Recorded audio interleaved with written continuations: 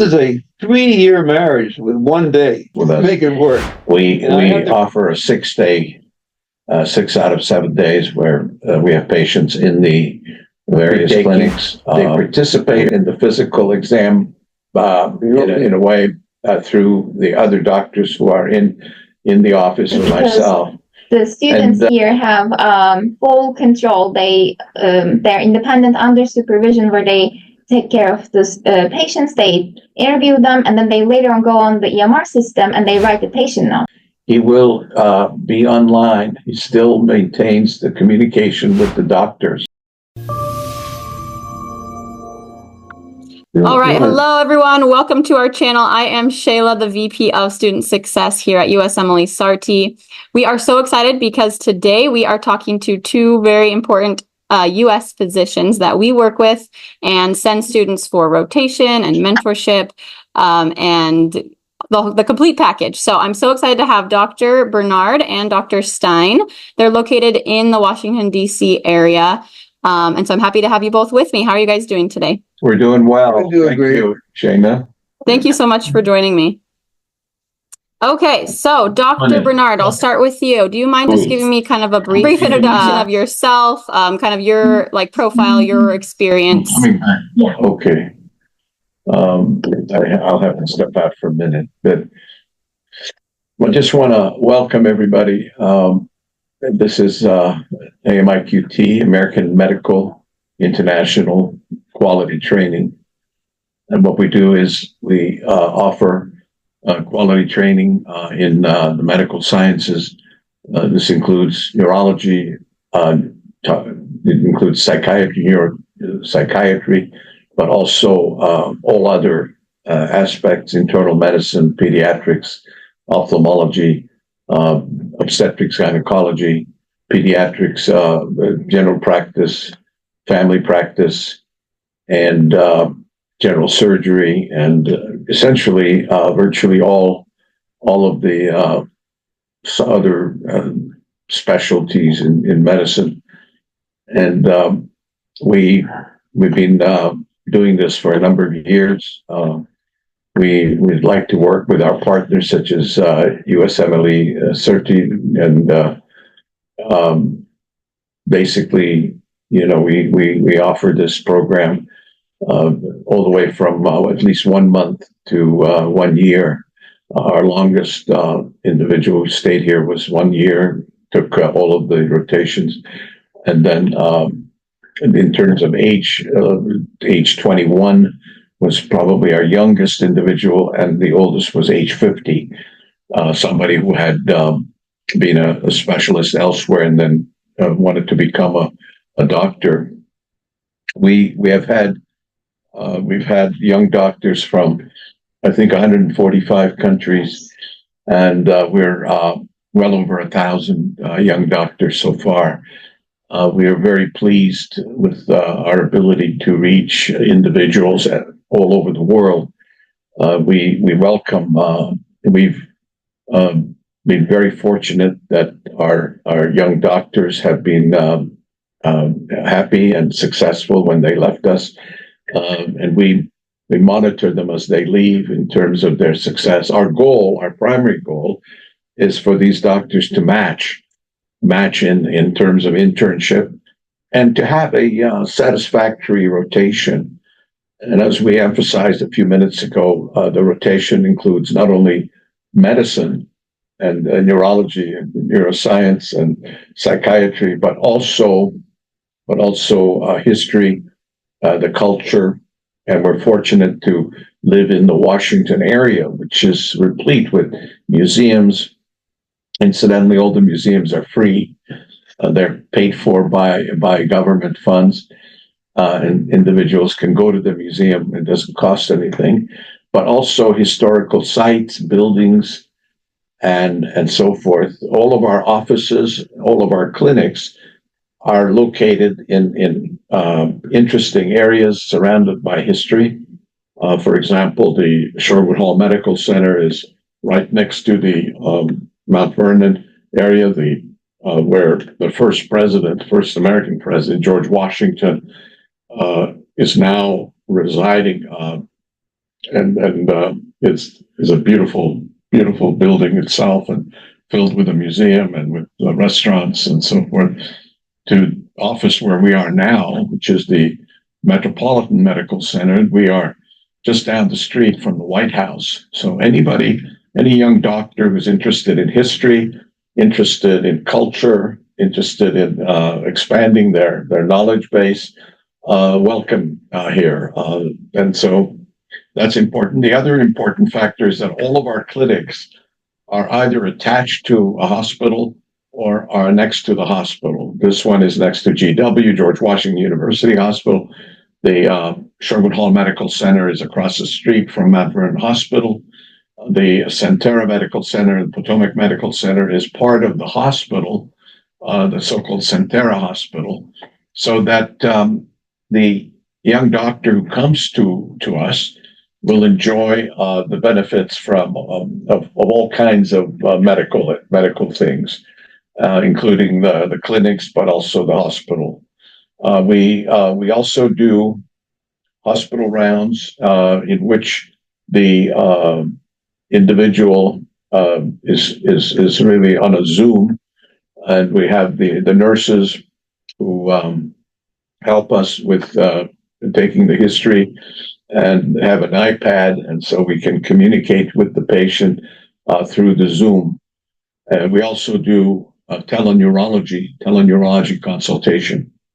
So apart from the medical aspects, we also have the great benefit of our other physicians who work with the young doctors in terms of language, the English perfection of the English language, helping with the general interview issues, helping with letters of recommendations, helping with personal letters, and so we round that out.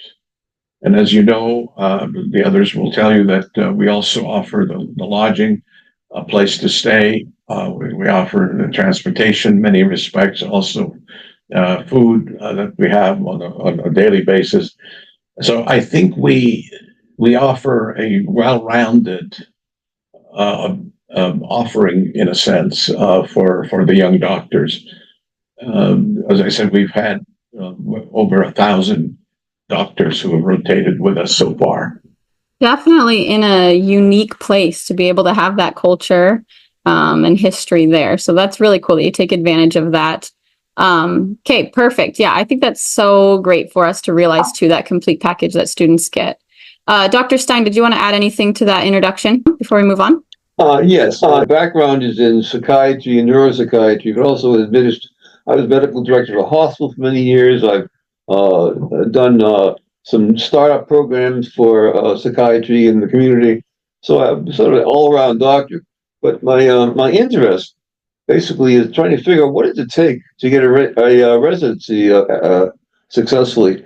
And so what I've become aware of is that not only is the knowledge basis for neurology important, but the style of how you fit into a culture that wants you.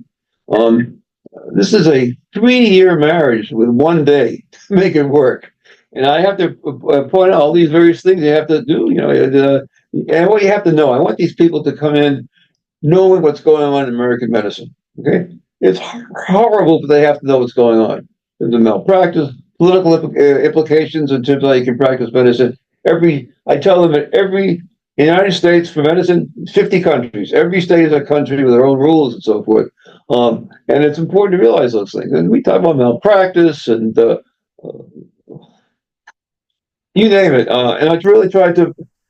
I want them to go loaded so they know what's going on. So even a casual conversation, oh yeah, boy, this, that kind of stuff. Do they know that if, for example, if a Medicare patient gets readmitted within 30 days, it's a fine. The hospital gives $1,000 fine for each day. They don't know that kind of stuff. All the conflicts we're having now, where the federal rule says you have to stabilize somebody if they're in trouble, and the state rules say you can't do it, you go to jail. They need to know what's going on, and I do my best to tell them.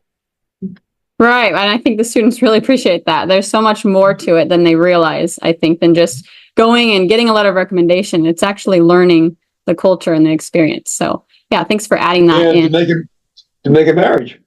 Right. It's a great comparison. Do they want us, or do I want them? Right.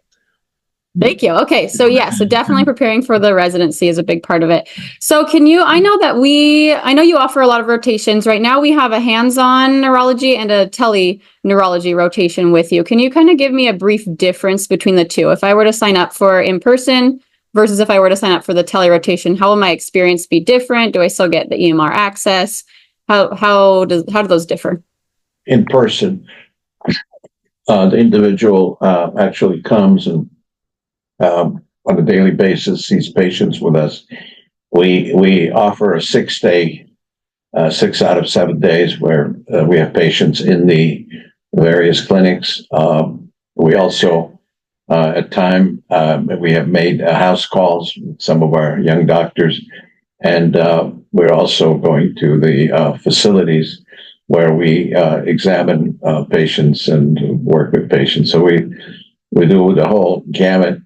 Prior to the COVID period, I would be making rounds 2-3 hospitals after the clinic. We don't do that now. That stopped, and we spend a lot of time, a full day, usually in the clinics. The telerotation is a little different, in which we have Zoom in all of our centers. We have a media room.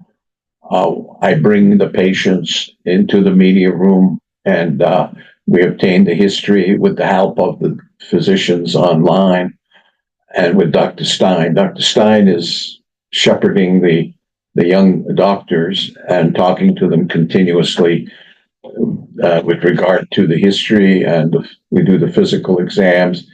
But the individual online is very much part of the entire operation and is very satisfied. The feedback that we have had over the years has been very positive. They enjoy the back and forth, the questioning. Sometimes I will ask the person online what their opinions are, differentials. And actually, the doctors online will ask questions of my patients as well. And so it really does work. We understand that some of the doctors are in their home country, like India or the Middle East or Africa or any other country around the world, and they cannot be here, especially during the COVID period where we had many more online. So it works out. They seem to be satisfied, and they actually are able to ask questions and participate in the assessment, in the history taking. They participate in the physical exam in a way through the other doctors who are in the office or myself. And they talk about the diagnoses, the differential diagnoses, laboratory testing, and the workup. It really depends on the individual online. Some are more forthcoming, some are initially shy. Dr. Stein does an excellent job in bringing that individual into questioning and asking and so forth with the rest of us. And so it's excellent. Also, even if you're online, one of the requirements of this rotation is that you do a presentation of some subject, and some of the presentations are excellent, and it's done even virtually as well as if present in the office. The other thing that we have noticed is some of the doctors, both who are actually here in the clinic or online, will do a research project where we have published a number of articles, clinical neurology articles in papers or in Cuneus or in others. Mm-hmm. So the opportunity, and we didn't talk about this a minute ago, but the opportunity for publication is here as well. We have found that in order to be acceptable or match at a higher level, if you have published, we have done some publications, some personal research, it's very helpful to you for the matching process. So that's also available, the research and the publication. I want to say that our rotation here is different. We are very different from other rotations around the world because we are we are really a center of excellence. We think we're a medical school, basically. And honestly, our approach is state of the art. For example, we just started doing a molecular neurology, molecular medicine, where we are doing blood tests that are state of the art for predicting illnesses. We are just started this program, and we want our young doctors to participate. And this is the future of medicine. This is called precision medicine, and using molecular techniques. A tiny amount of blood from a finger prick, allows us to make number of diagnoses and helps us with predictions. And one of my goals is to have the young doctors participate in this going forward. This is so new that we haven't even published the data that we have so far. So this is an example of precision medicine, precision neurology, precision psychiatry. And our colleagues that we work with are also extremely interested in this high level of medical expertise. Great, that's huge. Yeah. Okay, go ahead. I want to talk about the online. We designed that when COVID came, nobody came. We had, what do we do? So we decided to try it online, and we've been very successful. In fact, one of our online people got one of 7 spots with 5,000 applications. And we've got people in the best places in the country online. Now, the other interesting part is that the interviewers for the residency programs do not see any difference between in the office and online. And in fact, most of the interviews now are online. So, I work with these people. You have an interview. Background has to be good. Get the best microphone you can. Get the best computer. All that kind of stuff. I want the best camera, the best microphone. Dress visually. Change your background. Put books and something. We work to that point either. To make everything perfect. So, but really, honestly, the other thing that happens is that when a lot of times some patients don't want to be online. Some people don't want to be in front of us. So during that downtime, I spent a lot of time online with lectures, videos, so that they really don't. There's no downtime for being online. There's downtime in the office, and in many ways, I think that my online people get much more information and learn more, because there's only so much you can say when the patient's in the office. But when you look at the whole picture about medicine and the patient, there's no patient, you can really have a big discussion about what's going on in the entire field. So initially I thought it was terrible. What's to be online? But it turns out it's a very successful program. It's different, but it's quite successful. Right. And that's pretty huge. I'm glad you brought that up, because we do have a lot of students that, don't get a visa. Their visa is denied. And then they're like, oh my goodness, I can't apply now. And we're like, no. Telerotation is still really helpful. And like you mentioned, since COVID, a lot of patient care is even going tele as well. So having that experience, I think, is pretty huge for the students. So great. I'm glad you brought that up. And I think that's important. Yeah, I mean, obviously, initially you think it's terrible, but it's been an incredible. I hold these people all at the level of residency. I expect them to act like a resident, be on time. And you have some people who sort of, don't think it's as serious, but we are in a serious program. Expect them to, do their job. And if they don't, I give them a hard time. Perfect. Okay. And then I understand you have an IMG with you as well. Can you introduce yourself? Hi, I'm Gözde Wolk. I'm an IMG from Turkey. I graduated end of 2022, and actually how I met Dr. Bernard is I did a rotation with him first. So I know exactly how the rotations go, and I've been on the student side of it. Now I'm on the other side. My task is basically be the supervisor, be the person that trains the IMGs that come here to rotate with us, especially first week of the rotation, because the students here have full control. They're independent under supervision, where they take care of the patients. They interview them, and then they later on go on the EMR system and they write the patient notes. So what I do is for the first week, I let the student observe me first for the first day or so. And then I show them how to use the EMR system, how to talk to the patients, how to do examinations. It might be a graduate student who hasn't been in the clinical setting in a long time. So it's normal to forget about small things here and there. So I'm here to assist them with that and kind of make it a more smooth transition for them. And usually after a few days, they are very confident. They are ready to go see patients, talk to them, and put the patient notes in. So what we do is it's a real simulation of 4 weeks of a PGY resident in an outpatient setting, basically. They see patients, they write notes, they talk to the doctor, they present the patient cases, they take part in researches. We just try to give them the full experience. And I also kind of act as their friend in DC, in which I show the IMGs around. I'm an IMG myself, so I know that coming here to US for a short period of time means we want to make most of it. And we're in a really good location for that. So I take them out, I try to show them around, and they can always contact me if they have any questions about transportation, which places to go, which museums to visit. So we just try to give them the full experience, and I'm here for that. Another thing we do, which is very Thank unusual, you. is our patients love us.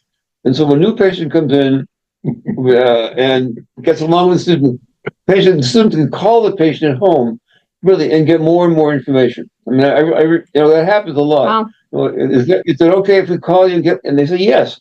So Yeah. our students really get involved. It's Every patient, by the way, is reviewed and analyzed and supervised by licensed physician. And, but at the same time, we want the young student to have some opportunity to do it on their own.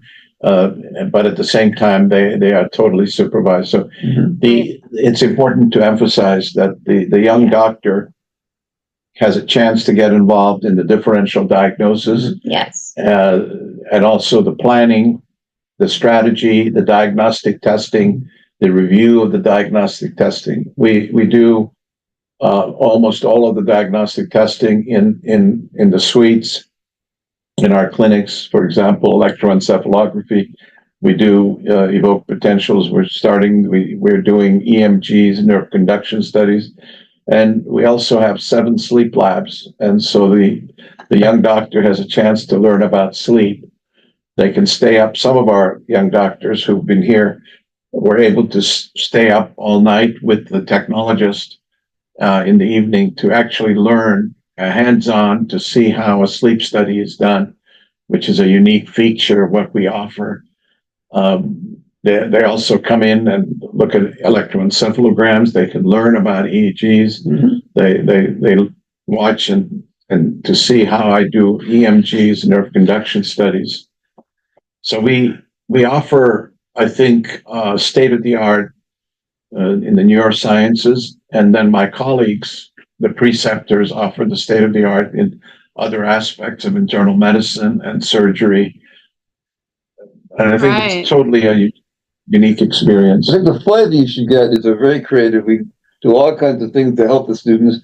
If they can call a patient 2 or 3 times, that's great. And we publish all of the, everyone has to give a presentation, okay, on a subject, and they're on the our channel on YouTube. And for example, I was just checking today, one of our doctors had 20,000 hits. Wow. For the presentation. And stiff man syndrome. Yeah. And that was one of the presentations. And every presentation, they want to make sure their email is there so they can make contact with anybody who wants to call them. They're learning a lot. Getting the whole deal. Yeah, that's awesome. Okay, I want to go to how would you think, excuse me, how should students prepare before coming for your rotation? Do you think there's anything in particular that they need to know or prepare for? I know you prepare them quite a bit, but what should they know before coming? Have read the New York Times.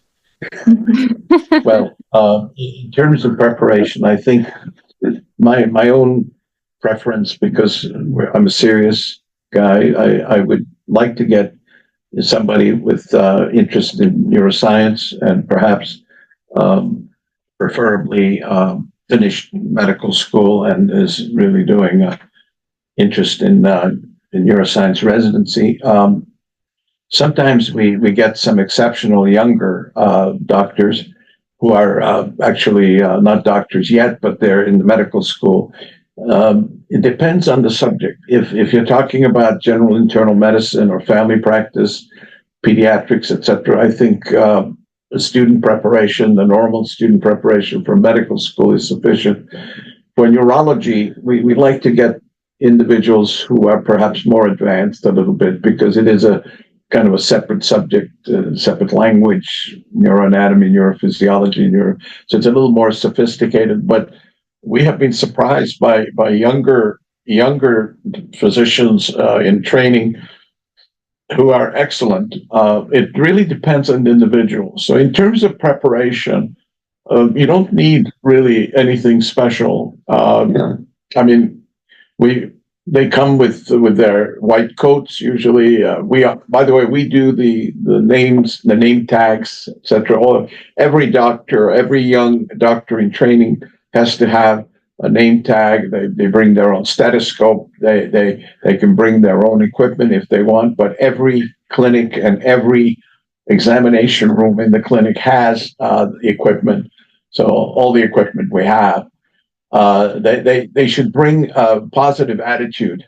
They should bring willingness and interest in learning. I would say those are the most important aspects. Everything else definitely. we can teach them.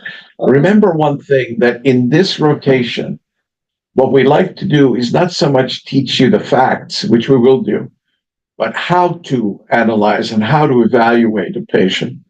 To us, that's more important.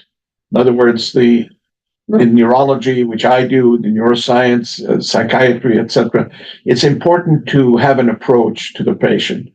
The approach is the critical element.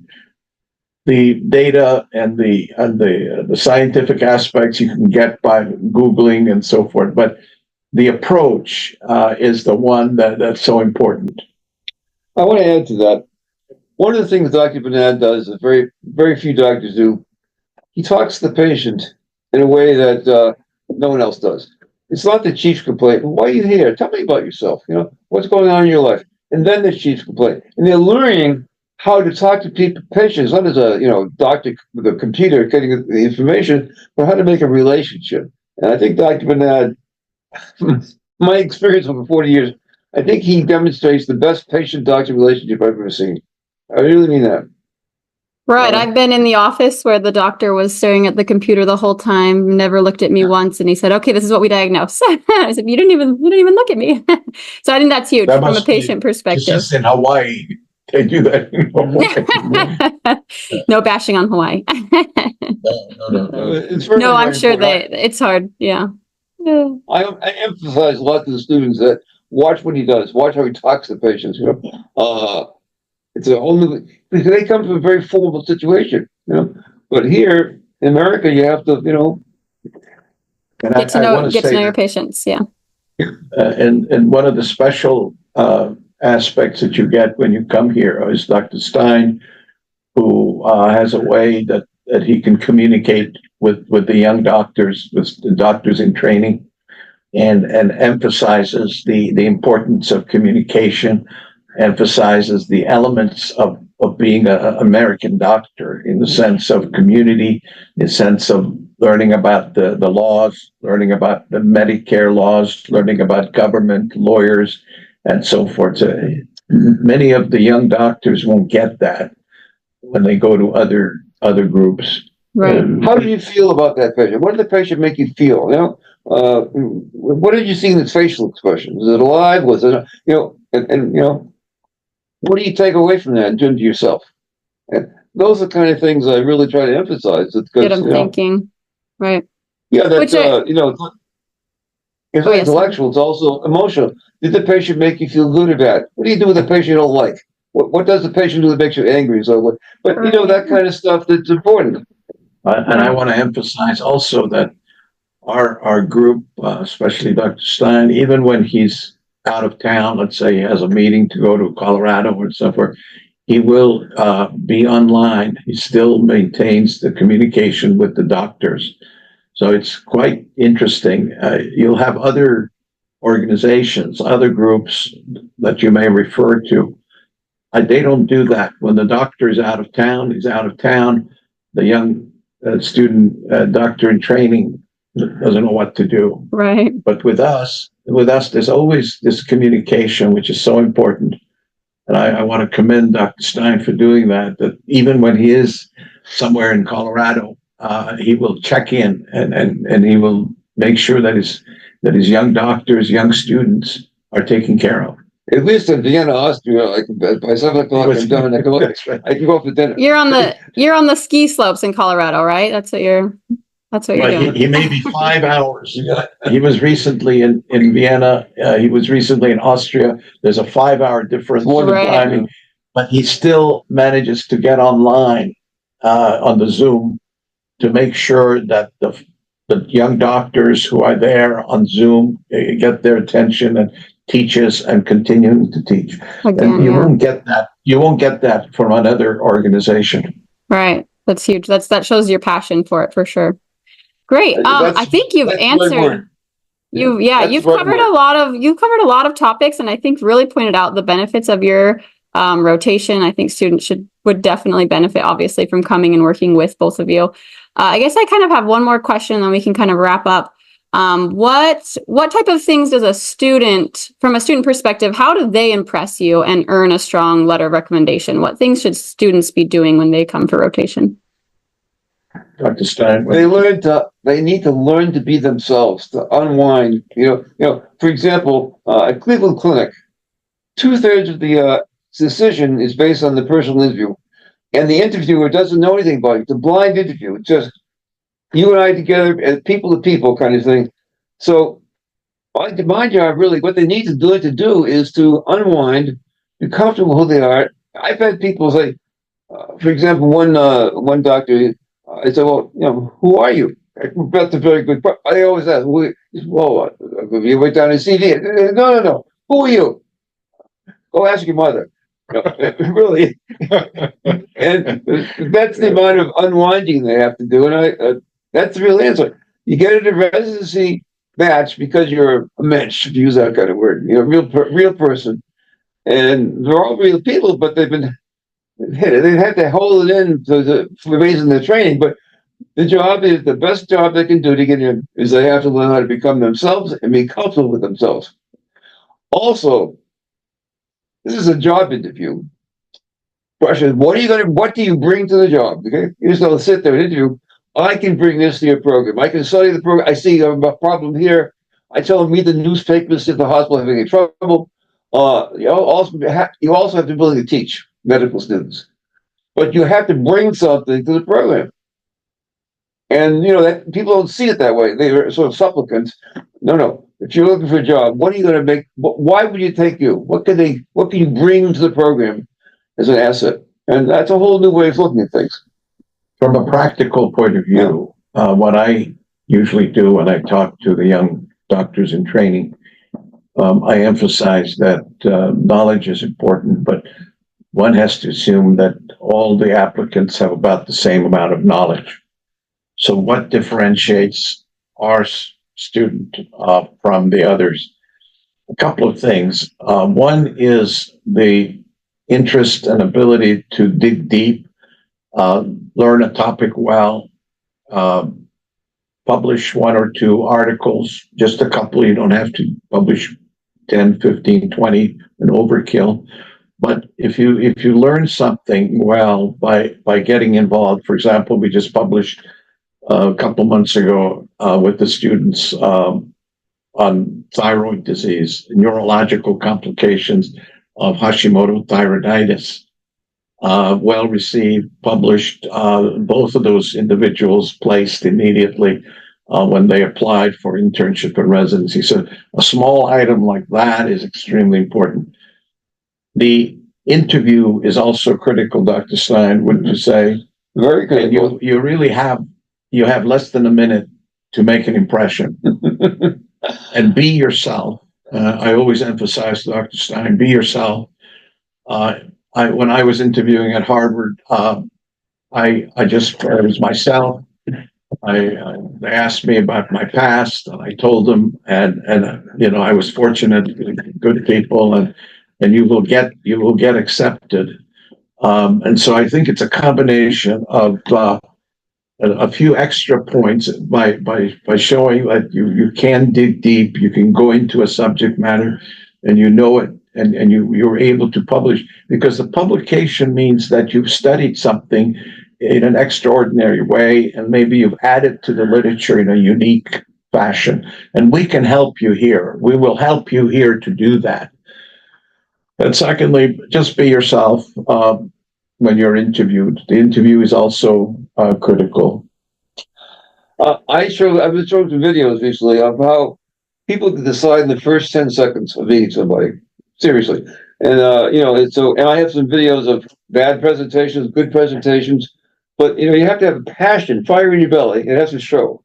And I'm taking that word from the interviewers. They look for a passionate person who's excited. Now, how do you get these passionate people to go that way?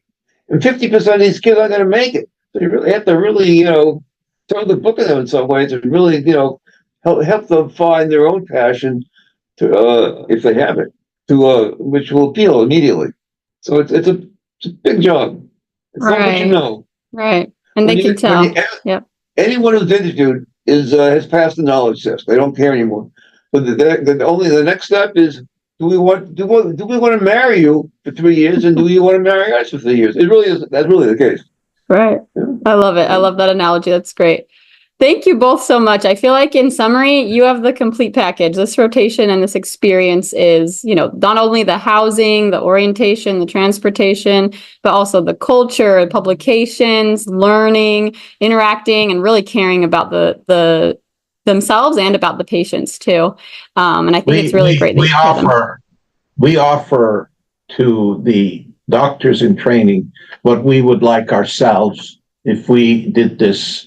If you were in their many seats, years right? ago. Yes, right. That's exactly what we'd like to offer them. And with the patients, we say, can another student be with you? I say, look, if you want to have good doctors for your grandchildren, you're going to have work with these people, because that's what it's going to be. Right, exactly. I point that out. Make it personal. I love it. Okay, perfect. Yeah. Was there anything else that you wanted to add, kind of as a wrap-up summary on your rotation experience? I think we double wrapped it. I think so too. What you're picking up from us is our passion. Okay, the passion comes first. We really want them to make it, and we do everything we can. Our success, by the way, is when our young doctors in training place, when they get their internship and residency, we feel successful. We ask them, by the way, to keep us in mind when they place, and many of them just send us an email. We placed. Right. Secondly, we offer a gift. Every doctor that goes through here gets a gift, gets a mug. By the way, we have a mug that it says "I placed."